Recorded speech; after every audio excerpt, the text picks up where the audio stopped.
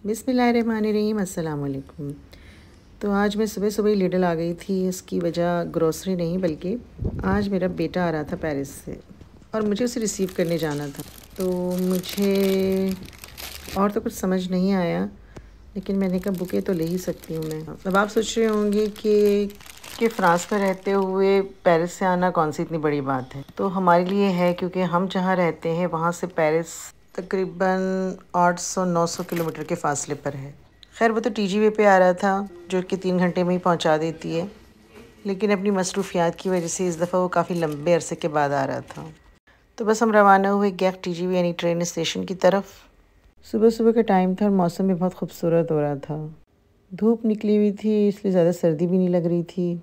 और उसके इतनी दूर रहने की वजह यह है कि वो है क्रिकेट का शहदाई। पाकिस्तान में भी वो पीआई क्रिकेट अकेडमी से खेलता था, लेकिन यहाँ फ़्रांस में जहाँ हम रहते हैं, बल्कि पूरे फ़्रांस में क्रिकेट का कोई वजूद ही नहीं है।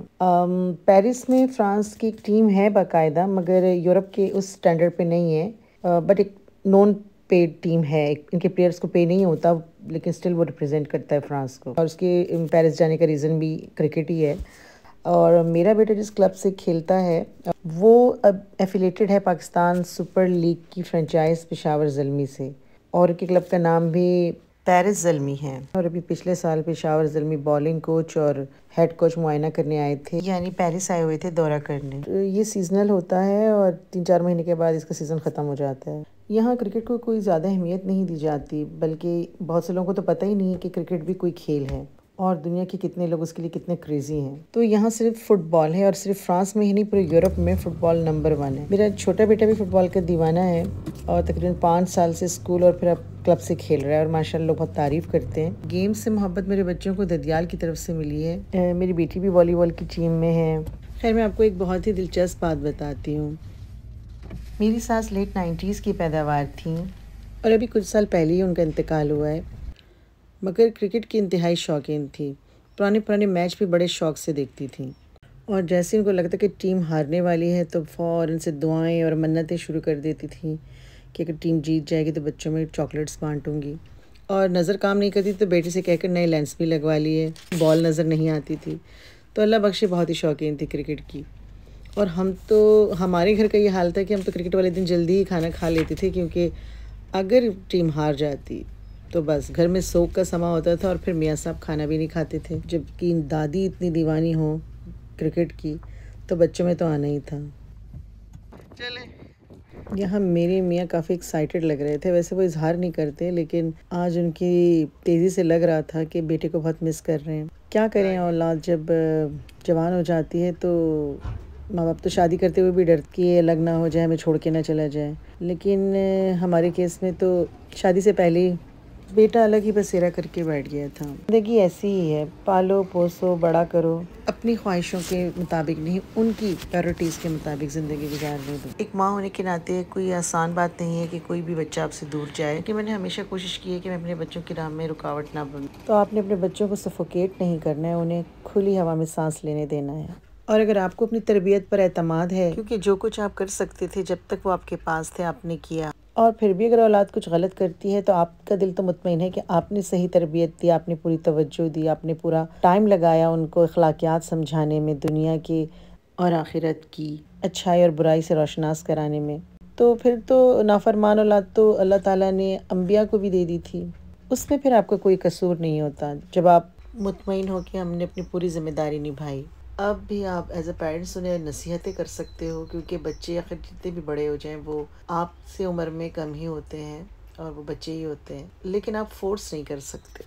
मैं भी हत्ते इम्कान कोशिश करती हूँ कि जब भी फ़ोन करूँ तो उसे पहला सवाल नमाज का करती हूँ कि बेटा नमाज टाइम पे पढ़ रहे हो या नहीं, क्योंकि दुनिया तो वो अपनी फिर भी बना लेंगे, लेकिन आपको उनकी आखिरत के लिए कोशिश करनी है। क्योंकि कोई माँ ये नहीं चाहेगी कि ख़ुद तो वो अपनी जन्नत के लिए कोशिश करे और अपनी औलाद को जहन्नुम की आग से ना बचाएं। तो खैर ये बातें तो मैं आपसे वक्तन फ़ौक्तन शेयर करती रहूँगी, और यहाँ यूरोप के एक्सपीरियंस भी कि जिन्हें हम समझते थे कि माँ बाप की कोई इज्जत नहीं है यहाँ पे, वहाँ किस तरह जॉब्स में बिज़ी होने के बावजूद औलाद अपने माँ बाप की खिदमत कर रही है। तो यहाँ मेरे बेटे को काफ़ी तनकीद का सामना करना पड़ा अपने अब्बा की तरफ से इस हेयर स्टाइल पे। कैसे लगे मेरे बाल? अजीब नमूने दीदी को सरप्राइज हो बहुत। नमूना और वो जो है वो सारे एक्सप्रेशन फ़ौरन इंस्टाग्राम पर डाल के अपने दोस्तों को बता रहा था कि मेरे पापा क्या कह रहे थे मेरे बारे में। इसके अलावा आपने देखा ये हमारे शहर का गैर TGV यानी कि ट्रेन स्टेशन। ये विज़िटर्स एरिया है, ऊपर ट्रेन्स होती हैं और विज़िटर्स को ऊपर जाने की इजाज़त नहीं है। और ये बहुत जदीद बना हुआ है, बहुत खूबसूरत, क्योंकि हमारा शहर तो काफ़ी पुराना है लेकिन ये ट्रेन स्टेशन शायद अभी किसी करीब के सालों में ही बना है। तो बस घर की तरफ रवाना हुए, सामान रखने लगे तो याद आया कि डिग्गी तो पहले से इतनी भरी हुई है और हम राशन निकालना भूल। तो खैर ब्रीफकेस मेरे हस्बैंड ने फिर पिछली सीट पर ही रख दिया और बाप बेटी की फ्री स्टाइल नोक-झोंक शुरू हो गई।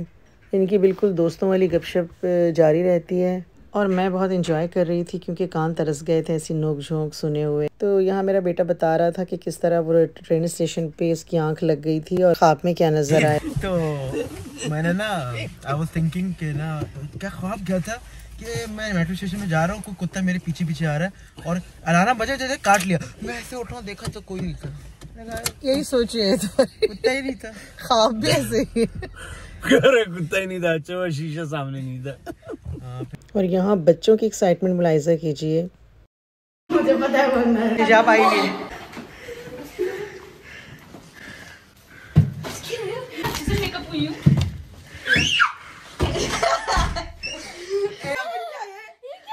ये क्या है? दिलीप कुमार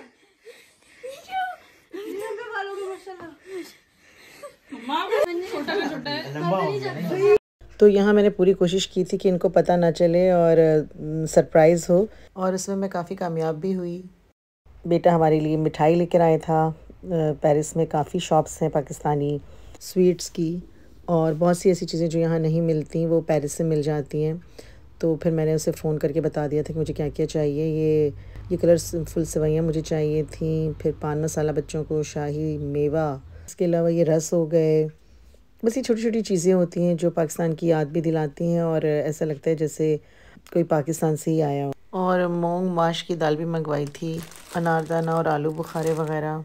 और रमज़ान आ रहा था तो रूह अफ़ज़ा वगैरह मंगवा लिया। इसके अलावा पत्ती भी मैं बड़ी अमाउंट में पेरिस से मंगवा लेती हूँ क्योंकि टपाल के अलावा तो चाय हमें अच्छी नहीं लगती। और पाकिस्तानी कुरकुरे भी जो बच्चों ने स्पेशल मंगाए थे और आते ही ख़त्म हो गए। इसके अलावा मैं ये 3 सब्ज़ियाँ भी ज़रूर मंगवाती हूँ और ये हरी मिर्चें भी मैं वक्तन फ़वक्तन जब मेरा बेटा आता है या मेरे हस्बैंड का चक्कर लगता है तो मैं मंगवा लेती हूँ, किलो ये 2 किलो के हिसाब से। और फिर इनकी सारी डंडियाँ हटा के इन्हें ड्राई करके कुछ सूस कंटेनर बॉक्सेस हैं मेरे पास फ्रिज में रखने के, उसमें रख देती हूँ। ये भी 2 महीने तक आराम से चल जाती हैं मेरी।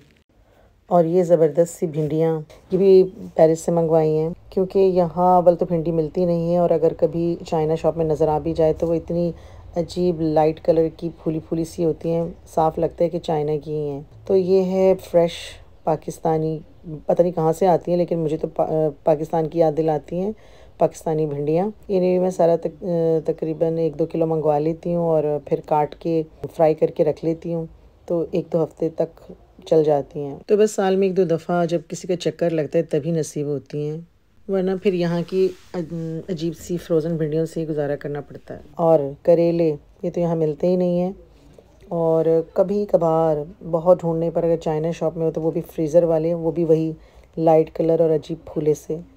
तो इनका ये जो एक फ़्रेश सा डार्क कलर है और फ्रेश लुक है ये पेरिस में ही मिलता है। तो वहाँ से फिर मैंने ये 1-2 किलो मंगवा ली थी तो मेरा काम बढ़ गया था क्योंकि सारा जो है साफ़ करके और फिर उन्हें तल के फिर पैकेट्स बना के मैं रख देती हूँ। तो ये है वो चीज़ें जिनकी कदर हमें यहाँ आकर पता चलती है। तो आज बहुत अच्छी गपशप रही आपसे, बहुत अच्छा लगा मुझे। आई होप आप लोगों को भी अच्छा लगा होगा।